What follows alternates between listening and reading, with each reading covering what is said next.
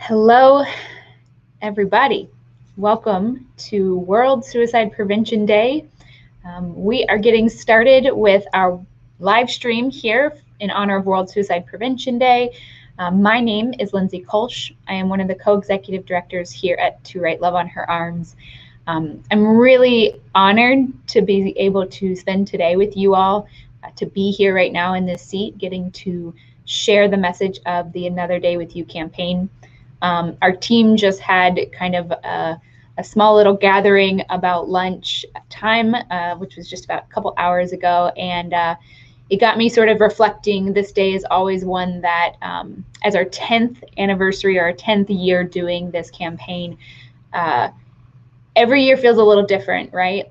Last year we were in the middle of a pandemic, and this year we find ourselves exhausted from a pandemic, still in the midst of that, in the midst of a lot of loss, in the midst of a lot of trauma. And so when we come to World Suicide Prevention Day, I think it's a very somber day, but it's also a day where I want to, on some level, celebrate that there are people across the country and across the globe really getting loud, standing up and saying, there are people hurting and we want them to stay. We want them to get help. We want them to have access to care. And so in a way, I think it's a heavy day because of those that we have lost, but it's also a really important and special day for us that we get to stand shoulder to shoulder, computer to computer, internet to internet, and just say that there are people hurting and we want to fight for them. And so if you're watching, if you're here joining us on Facebook, we want you to know that we want another day with you. What this campaign ultimately is about, and what today is about, is making sure that you know you're not alone. We've heard from people the past 5-6 weeks since we launched this campaign who are finding strength in the ability to talk about their experience with suicide. Whether you are somebody who has lost somebody to suicide, you're a survivor of suicide loss, whether you have suicidal ideations, if you've dealt with suicidal thoughts, if you an attempt, or if you've lived through an attempt, we just want you to know that that you're safe here, that this is a place that we're excited to be able to extend, right, this invitation for conversation. So I just want to say thank you, welcome, you are in good company. If you are just tuning in, again, this is our World Suicide Prevention Day campaign. My name is Lindsay, and I'm honored to be with you all today. So we've got a lot going on. It's been a very busy day. We launched, I believe, on the 8th, a couple weeks ago, and we've had lots of opportunities to encourage you all, to help share information, to hear from you. And today's going to be a wrap-up. It's going to be sort of a culmination of this energy. But what is special about this year for us, for our team, and hopefully for you, is that we're not done. Today does not mark the end of our efforts to continue to share that hope is real, that help is real, and that you matter. This is sort of a moment to mark those things as true, to mark those things as important, but we're not stopping here, and we encourage you to not stop here. So get loud today. We're going to give you tons of action steps. We're going to tell you ways that you can reach your community, reach your loved ones, and even encourage yourself. But we're not going to stop because there's too much work to be done, and we're going to continue parts of this campaign through the month of September. So this is, in a sense, a culmination, but it's also like a landmark in our work to fight for conversations about suicide, what we can do to prevent suicide, what we can be doing to help people move to treatment and recovery with our fundraising efforts. So I just wanted to make that clear. We're not done, but this is definitely worth marking and mentioning. I'm going to be joined here in just a few minutes with our friend, Dr. Nzinga Harrison from Eleanor Health. Love Nzinga. We met her last year through the Lemonade Podcast Network. She is a doctor at Eleanor Health and one of my favorite people. So she'll be joining us. Another favorite person who might rank above Nzinga is Denny Kolsch. Denny, he's actually my husband, but he is a licensed mental health counselor. He works with Peace Club, which is an opioid recovery community. And I'm excited to have them on to kind of add an additional layer to our conversation about what we can be doing and what we can educate and encourage ourselves in as we understand suicide and what we can do to prevent it. So I hope you stick around for that. I did want to make a couple announcements regarding Facebook Live. If you have questions, please submit those. We're taking questions at the end. We will reserve time. So if you have questions, our team, thank you, Katie, behind the scenes, and everyone who is monitoring this live and making this possible, feel free to check out some of the links that we're going to be dropping. The first link I want to give you is our campaign link. So if this is new to you, if you're like, oh, what is Another Day with You? And you're tuning in, it's not too late to get involved. You can go to TWLOHA.com/WSPD. That stands for World Suicide Prevention Day. They'll drop that link in there and you'll have access. We're also going to hopefully check in with Chad Moses, who you often get to see representing To Write Love out at events, as well on lives. He is at an event right now, and so we were hoping to go to Chad in the field and see what's going on. And we have it. My gosh, technology. Amazing. This is terrific. Okay, Chad, welcome. It's not often that we get to spend WSPD with you, so this is exciting. Tell us where you are calling in from. Is that how the language? Where are you? I am standing in a parking lot. Okay. That is where they filmed Shawshank Redemption. So So I'm at Incarceration Music Festival. Is that what that means? Yeah, so it's a tattoo and metal festival. So. Oh my gosh, that adds a whole nother whole layer to it that I was not aware of, but I'm thrilled to now know. Chad, we are back at events slowly, and as things are safe to do so, will you tell people sort of what your team has been up to, what WSPD in action on the ground is looking like? Yeah. So like you mentioned, it's been a long 18 months without seeing real life people face to face. And fortunately, we are able to do that throughout September. So we have a team out in Milwaukee for Summerfest for the next week and a half. We are in Mansfield, Ohio right now. We're going to be at Imagine Music Festival. We're going to be at Furnace Fest in Birmingham. We're going to be at Breakaway in Charlotte, and I'll be hopping on the road with our friends Scary Kids Scaring Kids. And the idea is that, you know, if you've heard me talk about this campaign this year, I really love that it drives home that suicide prevention is not just about crisis. It's about every day. It's about meeting people where we feel alive, meeting people where people come together. So this has been a wild run so far to get to this point. And yeah, we know that this is just the beginning of a conversation. Like, we know that people have missed these conversations in the field.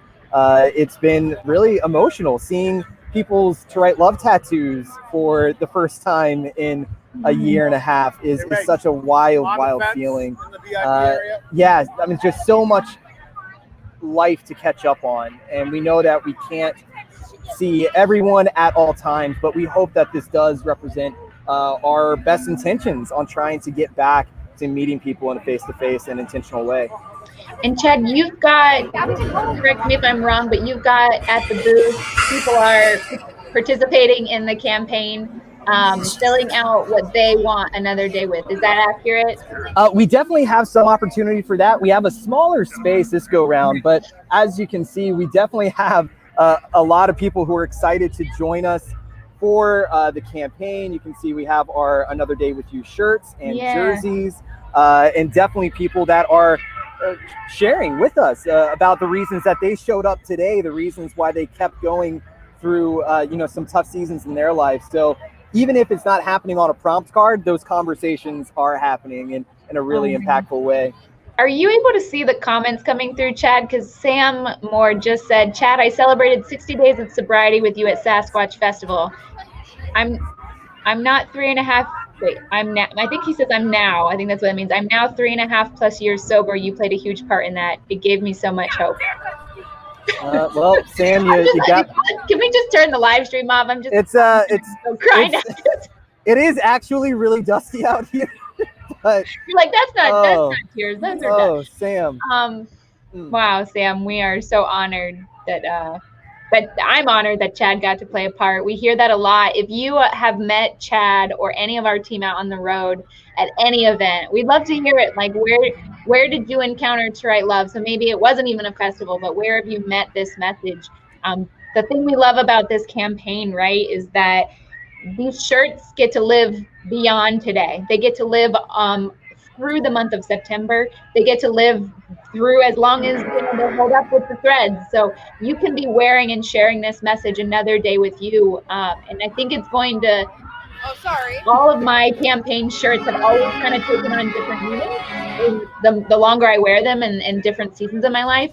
So with that, the World Suicide Day Prevention packs are actually still available. You can still get one. We're going to be engaging with this conversation through the month of September. So it is not too late to join us in that. It's not too late to carry this message into your community. Chad's doing that right now where he's at, and I get excited envisioning all of the people walking away with those shirts or with that message and to mention that and carry that out. So yeah, it's definitely an honor to be here. And I see some people have friends and family at incarceration. Tell them just follow the sound leading to main stage, and you'll see our flags. But yeah. And Chad, we have a really cool thing happening as well. You have these custom. You had a big part in making this happen. So I want to just point this out. You've got these limited edition Wspd jerseys, which are amazing. We actually have Jess Bowen and Ashlyn Harris, who is a professional soccer player. So Jess Bowen of the Somerset is actually raffling signed jerseys off. We may have some other things to announce in the near future regarding those, but we're super thankful for folks kind of getting creative. Now, can I ask you a question real quick, Chad? When you said people showing you TWLOHA tattoos, are you saying they're getting tattooed at the festival right now? Because that's what I started to put things in together. Did I make that up? Not quite that immediate, okay, no. Okay. But I was like, wow. But who knows? You know, if there's any, I'm sure all the artists inside the prison are now watching this stream. So, hey, all y'all, go ahead and tattoo the next person you see our logo on them, and we'll pay the difference. So I would be for that. I'm up for that. That's awesome. Chad, anything you want to leave people with? I know your time is limited and the bands are probably about to start up any minute. How are you answering the prompt? This is my card. I want another day with. How have you been answering that lately? I want another day with the opportunity to hug and high five and fist bump all y'all. What a lifetime this past year and a half has been. And, you know, shout out to my family and the To Write Love team for putting up with my grumpiness as I haven't been able to do the thing that I feel like I'm best at.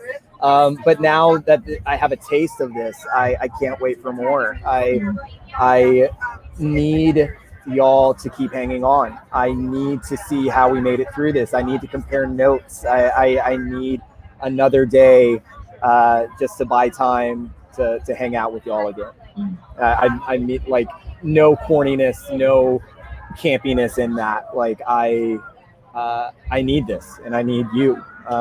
So yeah, I want another day with you just because I missed out on 18 months of missing y'all.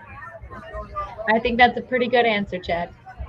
I mean, we're not ranking, but that's a pretty good one. So I'll take pretty good. Pretty good.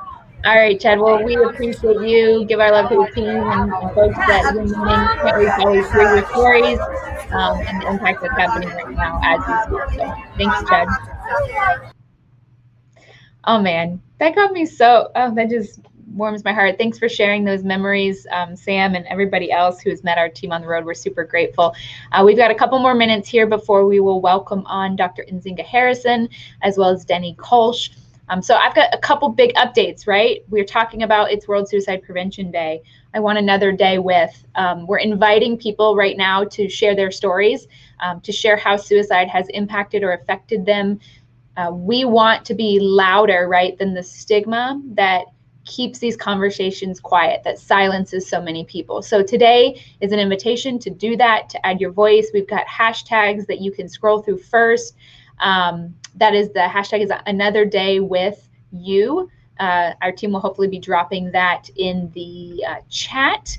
We can also mention that we have a fundraising goal. Okay, so this is the big one, right? So part of this campaign is not only about creating conversations and equipping people with resources, but a big part of this campaign is raising funds for our treatment and recovery scholarship. So from the very beginning of To Write Love, we wanted to make sure that people had access to care, access to help when they said, I need help, right? There's a barrier often that stops us from getting help. And for a lot of people, the main barrier is finances. So from day one, we've had the ability to provide treatment and recovery scholarships. So this campaign specifically, every dollar that we're raising goes to treatment and recovery scholarships. That looks like working with partner providers across the country. We had a partner provider that was digital this year. We also have the ability to say yes to people who may not live near those partner providers, but say, I have a counselor I would like to work with, but I simply cannot afford them. So we work to vet those counselors, and then we help them sit with a counselor for the first time. So far, let me check where we're at. We are just under $54,000 away from being able to hit our goal of raising $250,000. Now that sounds like a big number, but we have people getting active and getting loud on Twitch right now. We've got people fundraising in TikTok. We've got people right now on Facebook. If you're watching and you want to share this, you can add a donate button. You have no clue how much that's going to help. It all adds up. So whether it's $5 you raise or $10 you raise, or if you feel like you're in a position that you can give, we encourage you to do so, because what this is going to allow us to do is to say yes, to answer the request, can you help, with a yes. And that's 3,500 counseling sessions we're hoping to provide this year. There will be group sessions involved in there. There'll be higher levels of care when we get to sit and say yes. You can have access to what's called intensive outpatient. So that's going to counseling a couple times a week to work through what people are facing and saying yes to those folks. So we encourage you to be bold in the ask, because I kind of love this excuse that we talk about with our team about fundraising. It's the perfect reason to talk about mental health. It's the perfect reason to talk about suicide and how it's impacted and affected your life. So if this is a topic that's been difficult for you and you want to do something, adding that donate button is actually an invitation for people to move toward that goal, to help us hit that goal. So I want to thank people again on Twitch. We got a great group of streamers. We also have people giving in crypto. So I don't know if that's new to you all, but it's new to me. We have people giving Ethereum, Bitcoin, Dogecoin. If any of those sound weird and foreign, it is sort of this whole other concept. But we have loved seeing people in the crypto community supporting this campaign. So our team hopefully can drop that link. Let's see, we have a Skull Candy giveaway, which I'm going to mention, Katie. We're going to go with it. We didn't say it at the top, but if you're commenting, let's just go ahead and say you are now entered to win a Skull Candy giveaway if you will tell us who or what you want another day with. So we're going to pick 2 winners at the end of the stream. You have to be present. So if you already bailed, I'm sorry. But if you're here, you're listening, just go ahead and comment. We want another day with you. We're going to be picking 2 winners. And our friends at Skull Candy have been super awesome. They're these custom, I'm not sure if we were able to drop a photo there, but they're these custom headsets or maybe earbuds that have the Another Day With You branding on them. And they're just really cool. So earbuds and charger, even better.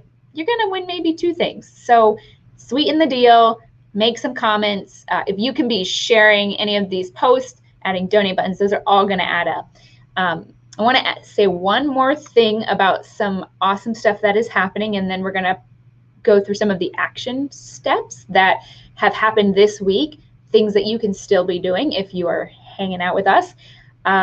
We have our dear friends from the U.S. Women's National Team, soccer players, who have also stepped up and now have donated a variety of different jerseys. We've got Alex Morgan and Ali Krieger, who are donating their Orlando Pride jerseys. We have Tobin Heath, who is donating a U.S. Women's National Team jersey, which is super cool. They like updated the look. They're very retro. I'm very much a fan of those. And then we have Ashlyn Harris, who has actually signed one of those limited edition TWLOHA jerseys, which is super rad. And so if you want to win one of those, they're going to drop where you can win that. It's a raffle, so you can actually enter to win more than one. And every dollar that we raise, again, is going to help people sit with a mental health professional. It usually takes on average between $55 and $65 to make one counseling session happen. And so if you have anything that you can give, it will mean somebody gets to sit with a counselor, and it will all support that. It also helps us fund our Find Help tool. If you are new to Write Love and you want to learn more about what the Find Help tool is, our team will drop that link. But basically, it is a search engine where if you put in your zip code and you choose the level of care you're looking for. So for instance, I'm looking for counseling, or I'm looking for a support group. That's some of the top things that we see searched. And you put your zip code in and you press search, you're going to find free and reduced cost services located by proximity to you, as well as national resources that are going to be accessible. So we encourage you to use that tool. You can save things in there. You can add filters to fit more of your specific criteria, what you're looking for. And if you are still getting stuck in that journey, please do not hesitate to reach out. Find help at TWLOHA.com. We have team members that are waiting to assist you, to help you find a counselor, to help make counseling possible. And every dollar we raise today and through September is going to go toward that goal. So it is not too late to be a part of this work. Okay, I'm just doing a quick time check because it was awesome to get to talk to Chad. I want to mention this. I don't know, can you guys hear that? It's like, I think the hurricane is coming down on our building as we speak. Let's see. Dr. Nzinga Harrison will be joining us soon, as will Denny Kolsch. But I want to go through a video, which I already skipped over, so I'm sorry, Katie. But I would love for us to share with you a special video that was made by our friend Anis Mojgani. He is the poet laureate. I can spell it, but I can't say it, Katie. He's the poet laureate of Oregon. He lost a friend to suicide, and so he wrote a poem and performed it for us. It is called Another Day, and hopefully we'll get a chance here in just a second, Katie, if it loads, to play that video.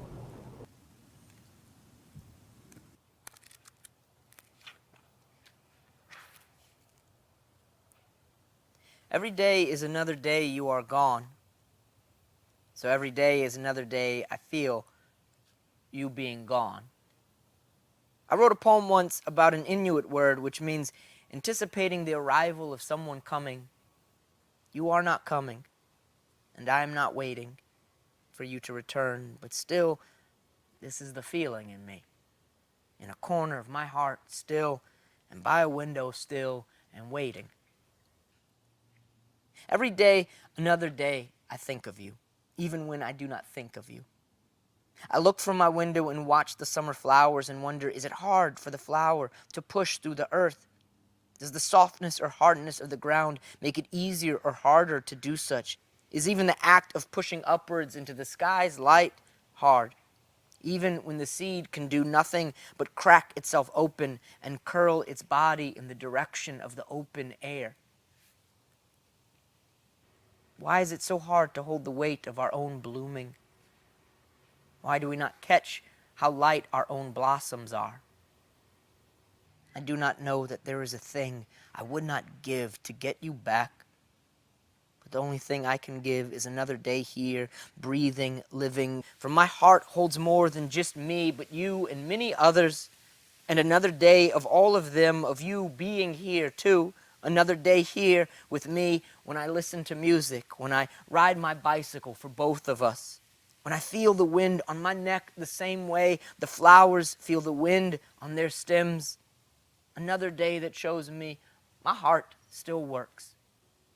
Is another day of me putting my hands into the earth of it all, to cup another hour after another hour, and in this way leading us both into the light of another sun.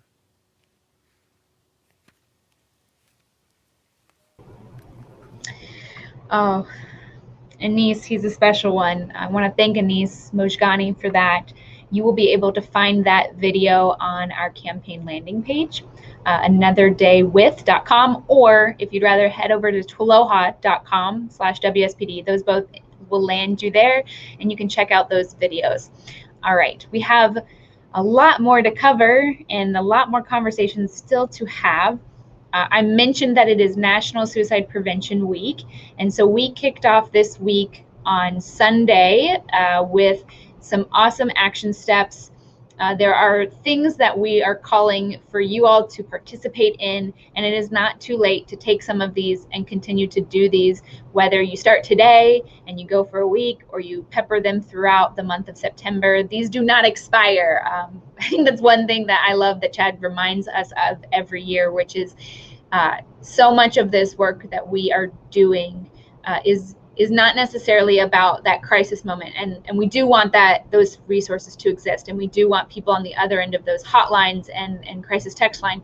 But what we're talking about, and where sort of To Write Love is encouraging people to step into, is the gap, right? It's the everyday gaps of a roommate, a sister, a friend, a mom, a dad, a coworker. So this is sort of where we're hoping to equip people with the ability to understand a little bit about what they should be looking for. So on day one, Katie, let me know if this is going to work.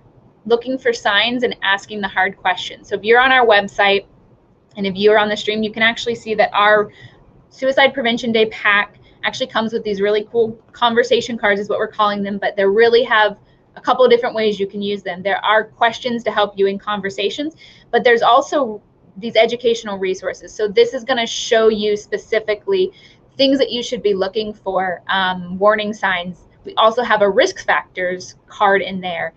If you can't see this, we encourage you to check out the website. Take this image, steal that image, share that image, save it in your phone, revisit it, be familiar. Sometimes that gives us the ability, when we kind of see something happening, to ask a hard question. Are you thinking about suicide, or are you thinking of hurting yourself? And always starting that hard question with something that lets people know that you care, right? I've noticed that you're not really yourself lately, or I'm worried about you and I care about you, so I figured I would ask. That's another, let's see, that is the warning sign. So that card, again, that's something that you can be looking out for and watching. All right, on day two, so that would technically be Monday. On day two, we talked about know and share help. We hear a lot, right? We hear from people that say, I just don't know where to turn. So on our conversation cards and on our website, what we did was create sort of a little, I don't want to call it a scavenger hunt, but a challenge, right? To figure out, one, how you can record these specific numbers in your phone. If this is something you have not done, I encourage you to do this. You just literally never know when you're going to need this number for yourself, for a friend or a loved one. So I always encourage people, put these numbers in your phone, take a screenshot if you need, but then go a step further. Use our Find Help tool if you need, but look for the things in your area. If there is a crisis, or if someone is saying, look, I have been thinking about suicide, what would be the next steps? There are things that if you feel prepared, you can, with more confidence, move in compassion and toward help with the person who is struggling, or for yourself. So we encourage you to spend some time doing that. Again, this doesn't expire. There's no time limit on this, but if you spend maybe 5 minutes doing that, you will have some of the resources at your fingertips when you need them the most. Okay, so day three, we talked about our fundraising goal to raise $250,000 for treatment and recovery. It is not too late to join us on that action step. We talked about what those funds are going to be, but we have a little video talking about it, and maybe it'd be better if I stop talking and we can play our treatment and recovery video. That would be rad.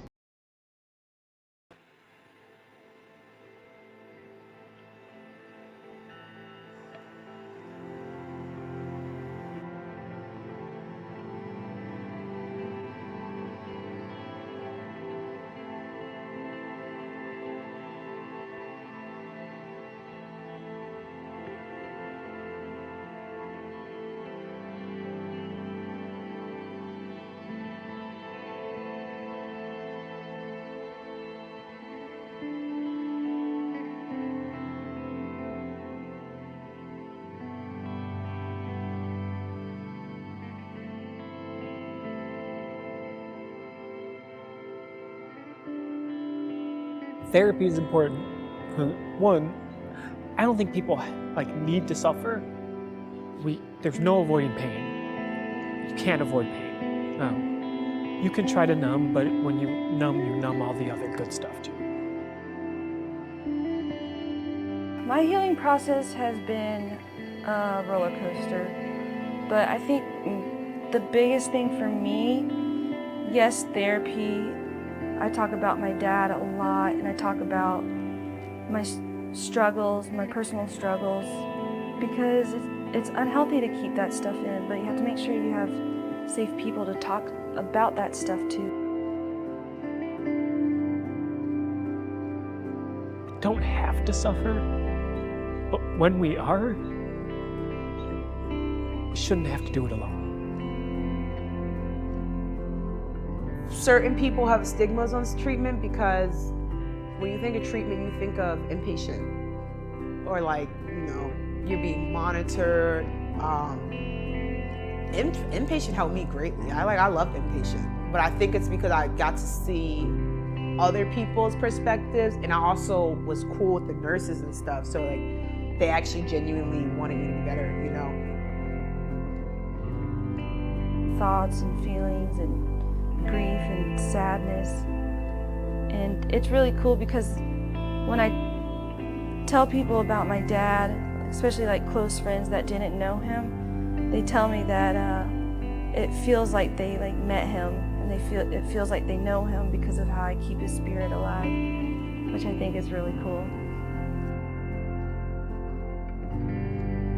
Because it was so hard for me, and because I was so certain that no one cared. I didn't like that. So someone should help. Someone should care.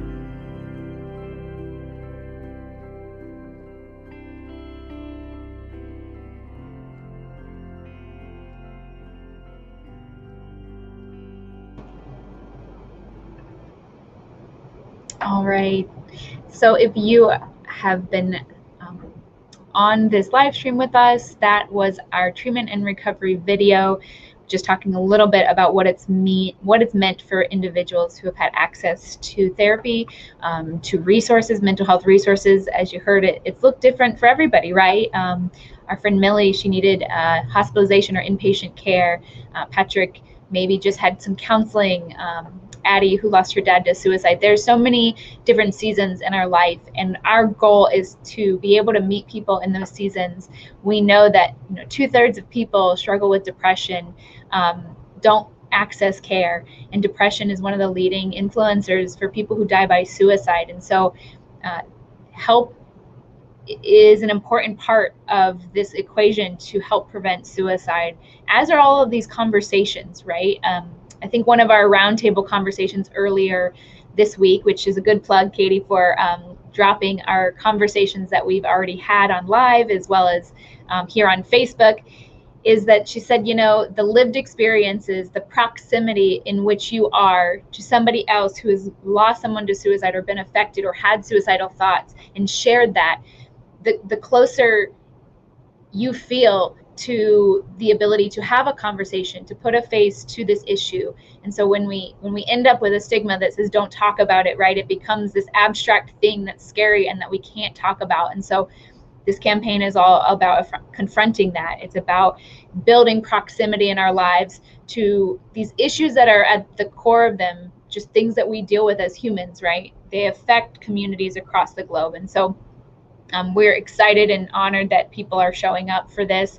I don't have the exact country count, but I think there's somewhere in the realm of 20 plus countries this year being represented on our World Suicide Prevention Day. And I have no doubt that these messages, through the power of the interwebs, are reaching more and more of those. So in just a few minutes, we will be joined by Dr. Nzinga Harrison as well as Denny Kolsch. But I want to wrap up a couple more action steps for you today. So we talked about looking for signs and asking the questions. We talked about knowing and sharing help. Put those numbers in your phone right now. Even if you're watching this live, let it pop to that little dialogue, add the number, I know you know how to do it. So donate, make treatment and recovery possible. If you're in a position to give, we encourage you to do so. If you find you're not in a position to give, share your story, share how and why this matters to you, and just add a donate button. That little invitation may mean somebody gets to sit with a counselor. So do not overlook that invitation. All right, have the conversation. So this year we have included in our pack, our Suicide Prevention Day pack, which, by the way, it's not too late to purchase. We have these conversation cards. We wanted to make it very accessible for people to be able to bring up the issue of suicide, an experience of suicidal thinking, or just a loss. So we wanted it to be accessible. This is what these conversations cards, we will get to some of these, so I won't just tell you about them. We'll actually ask our guests a couple of these questions. We've been doing some of these on our lives, and they are powerful. Some people I'm meeting for the first time and getting to really have these meaningful conversations with, so that's always awesome. Let's see, and then today again, day 5, share your story. There are podcasts that you can check out. There are blogs that you can check out. If you go onto our hashtag, Another Day With You, you're going to be seeing the stories upon stories of people who have been affected by suicide and want to see it change. They just want to see people stay. And so if that is an encouragement to you, we encourage you to go check that out or to share your story. We talked about why treatment and recovery is important. And I think the last thing I want to mention is some fun giveaway stuff and some fun opportunities, because we are running out of time and I want to make sure we have some space for Q&A.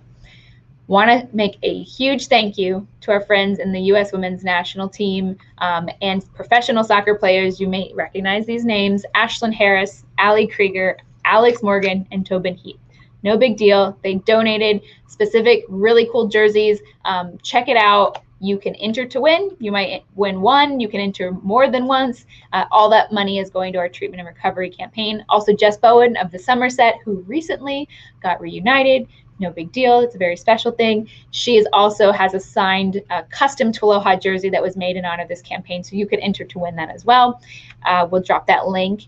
And yeah, I think I just want to mention that if you are joining and want to comment what you want another day with or who you want another day with, you will be entered to win Skull Candy earbuds and these really cool charger packs. So thank you for being here with us. I think if we're ready, Kitty, I'm happy to have our good friend Nzinga and Denny joining us. Let's see if we can get them on. There they are. Hello. Hi, how are you doing, Dr. Nzinga? Good. Thank you for having me, Lindsay. Good to see you. Hi, Denny. I'm very thrilled that this worked out, because I know our scheduling, we're like, can you do it for this one? Can you do this one? And I was like, oh, we have to make this work. So thanks for joining us. Nzinga, this is your first time meeting Denny. Denny works in a similar line of field as you. He works with Peace Club, which is an opioid recovery community and mental health community here in Cocoa Beach area. So you guys are like, you're our professionals. We stand sort of in place of the millions and millions of people who do not have the degrees, right? We don't have the mental health degrees that you all carry. We're not sitting with clients every day, but we want to point to you all. We get the pleasure to say, hey, let's get you care, let's have access to care, and then we're sending them to you specifically because you are the people best equipped to help people move toward healing and recovery. So if you want to do a quick introduction, I think that would be great, so people just have sort of context of kind of what you're all up to, and then we'll dive into some questions if that's cool. Yeah, cool. Denny, you want to start? Okay, I'll jump in. So my name is Denny Kolsch. I'm a licensed mental health counselor in Florida. I work with individuals and families that struggle with substance use disorders, but also co-occurring mental health issues. I'm the clinical director and founder of Peace Club, which is an opioid addiction recovery community. We treat adolescents and adults that are struggling with co-occurring disorders with a specialty in opioid use disorder. Former TWLOHA staffer. Yeah. While back. A while back. Yeah. Thanks, Denny. Awesome. Dr. Nzinga Harrison, affectionately known as Nzinga. I'm a physician. My boards are in psychiatry and addiction medicine. As Lynn's mentioned, co-founder and chief medical officer of an organization called Eleanor Health, where our mission is to help people affected by addiction live amazing lives. And I had the just absolute pleasure of being connected to Write Love on Her Arms last year. And it's been a love affair of just compassion. I love that. Yeah, love affair of compassion. I think that's accurate. That might be fully accurate. And so, Denny, similar to your efforts, we take care of people and their loved ones and support systems who have been affected by substance use disorders, as well as other mental health disorders, chronic physical health conditions. And it's about, like you said, Lindsay, being able to have the conversation, reduce the stigma, lead with compassion, and define amazing for themselves. And then we try to help them get there. Yeah, and we've loved it. We've actually, I just wanted to plug this because you all created the Eleanor Health Foundation, and we've been able to partner and provide scholarships to those folks showing up saying, I need help, I need care. These are the obstacles I'm facing. And so we're super thrilled to work with you all. And that's another reason why we're making some noise about the scholarships and fundraising, because I'm getting those reports in my inbox. I'm seeing the lives that are literally being made possible to stay and to get toward healing and recovery because of the dollars that are being given today. So it does not, I don't want to like gloss over that. To me, that's like what this is all about. So thank you for being a partner in that with us. Thank you to you for being a partner. I was reading your impact report yesterday and my heart was like bursting with rainbows. I know, it's awesome. Okay, so we don't have a ton of time, but I want to get into some questions kind of broadly. I started out this live stream just talking about where we were at 365 days ago when we were here again at World Suicide Prevention Day, and sort of what we've seen over this past year. We were maybe in a place during the pandemic where we thought things that we would be in a different place by now, I think is maybe the best way to describe it. And so knowing that there would be this fallout, but sort of being in a season where maybe we don't individually or collectively feel like we're at the end of have the light at the end of the tunnel with COVID, and just considering what that implication is and what you guys have been seeing sort of anecdotally. I know that this is not like a peer-reviewed research situation, but I do love to hear kind of what you're seeing and where we're at on the ground sort of in this moment. Denny, do you want to take that one first? Yeah, so the biggest difference I'm seeing now is that with adolescents in particular, it's almost like 90% of the population that comes in has suicidal ideations, at least moderate suicidal risk. So before, I mean, this was just a couple of years ago, that wasn't the case. So yeah, this isn't it's a sample size that's small or whatever, but it seems significant.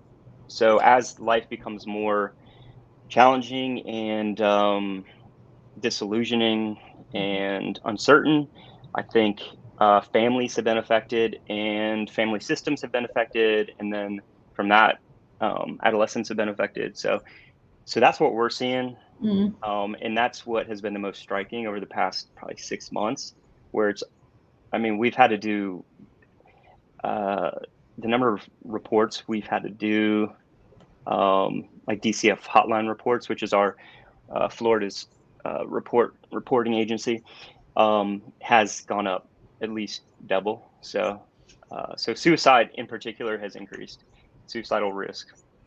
Yeah, and I think that's kind of what the general consensus was that I've been reading, sort of the numbers that are coming out with hospitalizations, emergency room visits for anxiety or panic attack, or even suicidal attempts. Is that sort of what you're seeing, Dr. Nzinga? Yeah, we're definitely seeing the same thing. So at the beginning of the pandemic, and Denny, I don't know if you saw this also, there was kind of like a spike of despair.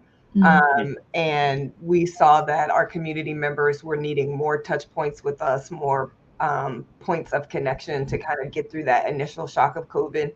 And then it seemed like we had a bit of a lull where one, there was anticipation of things getting better, but there was a little bit of acclimating to the new normal. Going to be the new normal. Yeah.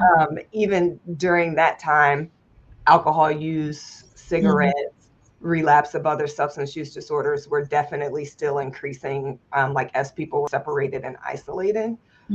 But now that the Delta variant is like taking us in what's like the reverse direction, we see distress and anxiety and depression, and coming with that, relapse to substance use disorders and suicidal thoughts definitely on the rise again. And I think it's important to point out that it's not just the people we're serving, it's us. Like, it is our team members and our staff members who are also dealing with this same thing. And so it's figuring out how to support the carers as well as those we're caring for. Yeah, there is something that I've kind of referred back to in a couple different conversations recently, and it touches maybe on that point, but it talks about this idea of like tragic optimism. And so in the pandemic, if we think about one, I don't even want to call it a silver lining, but if there was something as like called a silver lining, it would be that for the first time, it feels like on a whole, from like the whole general population, or maybe even you could expound that to the world, the experience of a mental health crisis or a mental health distress is now so tangible for people that talking about mental health it's in the news, it's in the Olympics, it is in athletes left and right. And for the first time, I'm not saying those conversations always go in a compassionate way or in a way that is helpful and not laden with stigma as well, but it's being covered, and it are choices that people are having to make. And so I wonder if that in any way is encouraging to you all, even though there is an influx, if that's encouraging to you all like it is in some ways to us at Trait Love, where we're like, for the first time, like, you don't have to explain it a lot. Like, we don't have to explain mental health. We don't have to explain what's going on. People kind of like, okay, I can see that. I can understand that. I can resonate with that a little bit more easily. Are you all seeing that as well? Yeah, definitely seeing that. And it makes me very hopeful, because what I've been saying is, over the last year, it has become okay to say I'm not okay. Yeah. And I think before the last year, that really wasn't a conversation that was welcome. But because we're all going through some degree of not being okay, that is now being met less so with judgment and more so with not just understanding, but like empathy. I can relate, because I also feel like maybe I'm not okay right now, or I know that I'm not okay right now. And so I've been really encouraged by that swing of the conversation over the last year. I think I always say, not to be cliche, but it's the first step, right? The first step is recognizing we're not okay, and then everything else can come from there. So go ahead. I was just going to add into that. So it definitely seems like it's more normalized to talk about mental health, because it's just more of an issue. And so our population is understanding it. So I think if we can get through this period, or this like age of despair, if you want to call it that, somewhat healthy, then the infrastructure of our communities and how we interact and communicate about mental health will help the long-term society. So right now it's like bad. I mean, so it's like, just because everyone hears about COVID or talks about COVID doesn't mean that that's a good thing, that we're talking about COVID. Well, yeah, we're talking about it because it's affecting things negatively. Same thing with addiction and mental health. But I'm definitely seeing more compassion. Speaking to that, I'm seeing more compassion with judges. We work with people that are incarcerated, or that are seeking, that are facing sentencing. And judges are more likely to give people opportunities for treatment. So some of the most penalizing systems and kind of moral-based systems have become more compassionate in their approaches. And I think it's just because they're like, there's an issue, and throwing them in jail or prison is not going to probably work right now. So Wow. So this makes me kind of ask the question, and I don't expect us to solve this in the next 10 minutes, but how do we use this moment, and maybe even it's under this campaign, or remind ourselves to not go backward, right? To not regress. How do we use this moment to keep this conversation evolving, and not only to have it be a conversation, but for it to become an action step in whether it's the systems like you're saying, Denny, judicial systems, or political, like what is in your mind, like is this like the linchpin for a fundamental change in some of our systems, where we can hopefully be one day where people will understand mental health as part of a full body health system versus this like thing that exists over here and only can you treat it in this corner of the medical community? Like, I'm just curious if you guys have thought about that. I was going to throw it to you first, Denny. Hard-hitting questions we ask here. I got to piggyback off of Denny's question. I mean, Denny's answer. So, yes, I think that we can, I think the word silver lining, or like out of suffering can come some sort of purpose or positive outcome from this. I think it's putting mental health professionals in a position, and the systems that support that, in a position where it's like they're up to bat and they need to do something with the bat. They need to do something with their opportunity. It's hard work, but society is sort of giving us license to help society. And so how we respond and how sort of effective we are will, I think, determine how serious it's taken. Because otherwise it could turn into a situation where it's like, yeah, mental health is just, they just won't get out of bed, They just need to go to the gym. They just need to stop using drugs, right?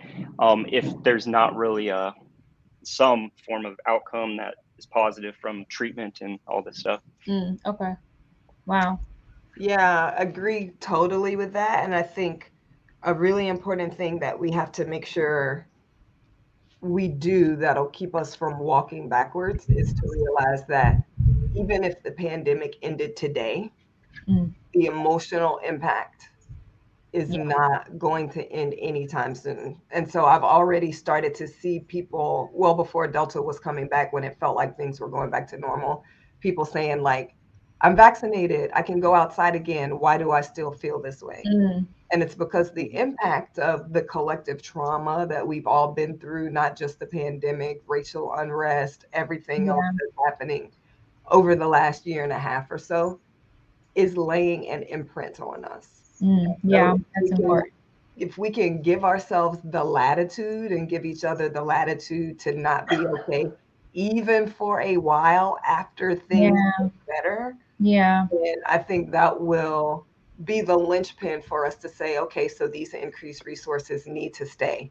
The barriers that have been removed need to not be put back. The changes that employers have made need to become the standard and the expectation. Oh, I love that. So that makes me think of some things that I've been seeing, on Twitter or just different news stories, right? Like school systems offering mental health days. 5 mental health days for students, right? Or employers, we do this at Trait Love, but a Friday afternoon off, and it's purely for mental health. People caring about the mental health of their employees just as much as they care about when they clocked in or clocked out. I think that's a huge part. But I like what you're saying about this is really a marathon. This is a long game, and having the latitude to have a longer perspective than maybe the end of this year, and giving ourselves permission to say, you know what, just because I have a vaccination or because I'm back at the office, like things are not back to normal. And we have to have some compassion for ourselves. So those are really powerful. I appreciate you all sharing that. I know we're going to run out of time, but I have a couple questions, and Katie will be dropping some questions, hopefully from people in the audience. I want to make like a small PSA because I want to make sure we announce our winners from the Skull Candy giveaway. So you guys, I want to congratulate Vicky, Garrett, and Gavin Knight, which I know Gavin. I'm excited that he won. If it's the Gavin I'm thinking of, please email info@TWLOHA. Give us your mailing address. We are sending you some Skull Candy swag. So thank you, Skull Candy. Thank you, Vicky and Gavin, for watching this stream and sharing your answers to I Want Another Day With. Okay, so that's my PSA. Sorry, we're going to keep going. I wanted to get to some of these conversation cards because I've loved using them. They actually stem from a conversation I had with Denny, who is my partner. And we were talking sort of about our experience at the beginning of the pandemic and talking about sort of the way suicide has affected us. And so some of these questions became cards that our team has put together for people. So I want to ask you all, personally or professionally, you can answer this. What is one thing you wish people understood about suicide, suicide loss, or suicide ideation? So touching on maybe the myths you've heard or things that you wish people could understand about these issues. So I would say it is, I try to normalize it and let people know that it's fairly common to have some level of suicidal thinking. And so when I'm doing like suicide risk assessments, that's one of the first things we do on the first day of like admission. Before I jump into it, or as I'm kind of communicating it and doing the assessment, I try to give them as much permission that, hey, this is normal, before they even say anything, because it is, right? I mean, there's definitely levels of acuity from just having thoughts of suicide to having more frequent thoughts to having thoughts that are bombarding you that turn into plans and all that stuff. So especially with people with anxiety issues, I especially let them know that that can be common sometimes. So. Okay. Yeah. Yeah, definitely normalizing it. So last year, when To Write Love sent our suicide packs to the house, thank you, sent them for everybody in my family, including my 2 teenage sons. And I took that card and had a stat that said 1 in 10 people has seriously thought about suicide in the last year. And I took that card to my teenagers and I said, did you know 1 in 10 people? And they were like, what? That's so common. And I was like, exactly. And so if you think about it, you're not alone, just come talk to me. And so one, normalizing that as humans, we think about this because it's seeking relief from despair. I think is number one. Number two, to die by suicide is not a selfish act. I try to get people to understand, like, think about the person you love the most and they tragically die tomorrow, the depth of the pain that you feel in that moment, being subjected to that depth of pain for an extended period of time with no end in sight, you need relief from that. And so trying to like drive the compassion that like, they're not being selfish and leaving you. Think about how unbearable that is, which leads me to the third one, which is, and so when you're in that much pain, you need people asking you, how are you? Because people are afraid if I say, have you thought about suicide? I think I see you struggling. Have you thought about suicide? That's planning the thought? No, that's opening the opportunity to intervene and prevent that progression that Denny described to us. Yeah, I mean, that hits home in my personal life. So I really appreciate you kind of touching on those 3 things. And I wanted to mention something, if I could answer that. I have not faced a loss of someone very close to me by suicide, but I have walked with friends who, from the minute they found out, who have lost someone that they loved very dearly, as well as working with families who lose people to suicide and want to contribute to the work that we're doing, sometimes even this campaign, in memory of or in a legacy of those people that they've lost. And I think the one thing that I want to speak to anybody who's in that situation, who has lost somebody, just wanted to see if we could talk a little bit about some of the differences in the grief that come with losing somebody, because I think sometimes people who face losing someone to suicide face the devastating loss of just grief, right? But they also grieve in this way that society says, like, don't talk about your grief because it happened this way, right? So I'm curious if you guys have anything kind of in that vein that you wanted to help people who maybe haven't sat or haven't been directly infected, haven't lost someone that they love very closely, but I'm just curious if you want to speak to any of that sort of dynamic and how we can be a part of I would just say even a support system that would invite that to be okay, right? That would invite that to still be a moment of honesty and support for those who are hurting from a loss. Yeah, I can take this one first and then send it, give it to you, Denny, to finish this up. But I would say you can't always know what to say, and that's okay. But say something. And so even if you say, I don't know what to say, I don't have the words of what to say, but I'm here for you. And you can talk to me about everything in detail. I think it's creating that space for that person, because grief looks like anger, grief looks like anxiety, grief looks like guilt, grief looks like drinking more, grief looks like going out a lot, grief looks like not going out at all. It depends on that person. What that person needs, and I think what that person needs who's lost someone is warm arms around them. And what that person needs who lost someone also is understanding that the person who died by suicide wants you to be okay. They want you to grieve. They want you to go on to be able to be fulfilled in life with the love of their memory. And so just putting your arms around that person and saying, I may not know what to say, but I'm here for you to help walk towards that healing that your person wants for you. Yeah. Well, thanks for sharing that. Yeah, that was awesome. Yeah, I think it's they're not giving much permission. I think people that are grieving in general aren't given very much permission to grieve for very long. You know, so they're given a couple months. We have this bereavement period, and then it's like, work. Yeah, it's ridiculous. So I mean, that wasn't a joke, but like that was a joke, right? Yeah. Okay. So even the way we approach death in our culture, in our society, is severely unhealthy. We're phobic of it, and then when it happens, we try not to talk about it.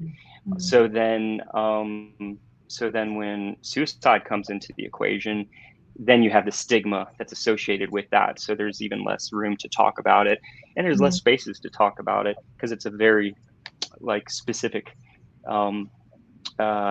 death to grief. So yeah, I think just as our society maybe becomes just more fit in our mental health use of language and understanding, hopefully we can be more sensitive to that. But yeah, it starts with communities. If you don't have people that are close to you and that you can open up to, then or that are going to ask you the hard questions and care for you, then we're going to live isolated lives, and it's the grief isn't going to be processed as effectively. Yeah, appreciate that. Thank you for sharing, both of you. We did have a question come in that's sort of related back to part of our conversation. Jenny asked, how much do you feel the general medical field is catching up to the mental health issues you guys deal with? Mostly they seem to just want to prescribe drugs. So I might kick this to you. A medical doctor as well. Yes, I'll take this. So I'm a physician. Yep. My specialty is psychiatry and addiction medicine. I'll say both are coming to the middle. So if you think of non-psychiatry, general medical, it used to be for high blood pressure, just give a pill. And then it was like, oh, and we also need diet and exercise, and starting to understand kind of the full spectrum of interventions that can help. The same in the mental health community. It was like just therapy and stigma against medications. And it's like different people will need to reach into different buckets, right? We may need to reach in a medication bucket. We always need to reach into a support and compassion bucket. We may need to reach into a therapy bucket. And so I think all of medicine of all specialties are coming to the middle from those different ends. And so what I would hope What I would like to say to the person that asked that question is that our eyes be open to every toolbox we have. Do we want to use medication for normal grief? Not if we have access to bereavement support, counseling, therapy support system. But if we don't, and I know that a medication might help, yes, I'm going to reach for a medication. What we really want to reach to is everybody having access to that whole spectrum so that we can reach in where they need us to reach in. Oh, that is such a good answer. It kind of reminds me of that, like, we're like a whole person. We're like a whole system. And somehow the brain and the body have been disconnected for a long time. And we're just seeing that just maybe they're all connected. It's just like a funny situation. Yeah. Well, I appreciate that answer. And I wonder for you all, because I know as it relates to like the opioid community or people struggling with opioid use, and specifically that's kind of where you all specialize, is sort of even that medically assisted treatment, the stigma against opioids or opioid people who've used opioids. So kind of curious if that's also something you're seeing, right? Like the treatment for addiction has changed a lot. Yeah. So especially with opioids, which, last year, the number was around 93,000 people died of opioid-related overdose, which is the highest year we've had since we've been counting. And so a lot of the approaches that are becoming more of the norm, they're not quite there, but more the norm are the harm reduction approaches, is how we phrase it, which is using medications, anti-craving medications that are actually, they call them full agonist medications. So we're using opioids to treat opioid use disorder, basically. And so there used to be a huge stigma against that. If you walked into an NA group and you presented that, you were like out of the group. You were actively using. Now you can kind of, now it's a little bit more normal, or there's other groups specifically for that. So we're taking an approach that's harm reduction because people are dying and we don't have the answer for it. And so we need to do our best to keep the breath alive. Because if there's breath, there's some hope, right? So harm reduction is how we're approaching it for not everyone, but some people. Yeah, definitely. Monique Tula is the executive director of the Harm Reduction Coalition, and she says harm reduction is the practice of unconditional love for people who use drugs. And I think that's beautiful. It basically says, we don't want you to die.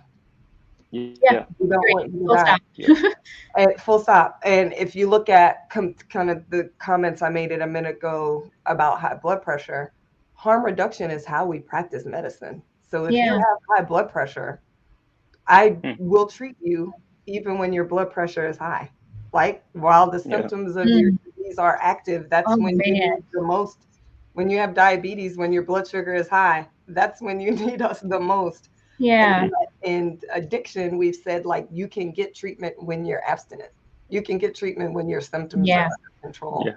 And so it's back to that, communities coming back to, like you said, reattaching the head to the body, because it's always been attached, and understanding that we need to be intervening biologically, psychologically, socially, culturally, politically. We have to be in all of those buckets if we hope to get to less than 93,000. Wow. I mean, that's what you just said, that blood pressure analogy or kind of picture, that really, I feel like that wraps it up. Like that flips it on its head, like all of the things that our society has taught us about that. So I want to ask one last question of you all. Well, I lied. I have 2 questions. So do we have time for 2 more questions? Katie, give me a heads up. I know that we're going a little over, but I think some of this is so important. Okay, we're good. So I've got 2 questions for you. I actually wanted to ask you this because you guys are, quote unquote, the helpers. You are the people who sit and help people actively, day in and day out. So I'm going to ask you this question. Name a moment you asked for help. What did it feel like and what happened next? So I'm hoping maybe you'll take that into a little bit of a personal route and share with us. So I'm going to use a post professional example. So being a professional, mental health professional, you would think that, right, we would listen to what we say, but the stigma almost sometimes becomes more because you're supposed to be well and like all that stuff. So after August was born, our first son, I started having panic attacks pretty severely, and I went to my primary care physician and actually asked for help. And I knew about, like, you know, antidepressants, SSRIs, all that stuff, and I encouraged it when it was necessary, and the doctor was encouraging it for a client, but I never would do it myself. And then I did, and I asked the doctor basically for help. So, you know, I was having panic attacks. What can I do to treat this? So, when it started actually taking effect, and you know, within a couple weeks, I felt relief and I felt hopefulness that, oh wow, I could feel different. You know, for the first time, I didn't feel the level of anxiety that I felt in my life, especially at that point. Yeah, that's a great example. Thanks for sharing, Denny. I love that. I'll point to my brother is in prison, has been for 27 years for crimes that he did not commit. And so I don't lay my burdens on him. When we talk on the phone, it's just like good times catching up, brother, sister. Right. And I had been avoiding his calls because I was heavy. And so finally I picked up and he was like, obviously something's going on with you. And I was like, I'm not going to lay my burdens on you when you've been in prison for 27 years. And he was like, just try it. And so I talked to him and it was the same thing, Denny. It was relief. It's like laying down a heavy burden to let your support system support you. And so I actually made a Facebook post after that. And I was like, everybody, let your support system support you, right? Because to Denny's point, we're the helpers. We have it together. We should figure it out. My problems aren't as big as somebody else's problems. I'm not in prison. And he was remarkable. So let your support system support you. Your PCP, your brother in prison, whoever else. Yeah. Wow. I so appreciate both of your answers. That I think it's hard not to relate to that, you know, whether you are the helper or you're the mom or you're the boss or you're the friend who looks like they have it together on Instagram. Like you name it, right? You name it, and it's the you're supposed to, right? The should. What is that saying, Denny? Don't should all over yourself. Forgive my language, but I love that because what we've made these rules, right? The society's made these rules and they're silly, and let's lean into the fact that we're human. Let's lean into the fact that, like, we all feel this way at some point. And what we want to encourage, if you're watching, is that it's okay to lean in on somebody, to say, I need help, I need support, reaching out on a text, or you being the person who reaches out to friends that look like they're doing okay, right?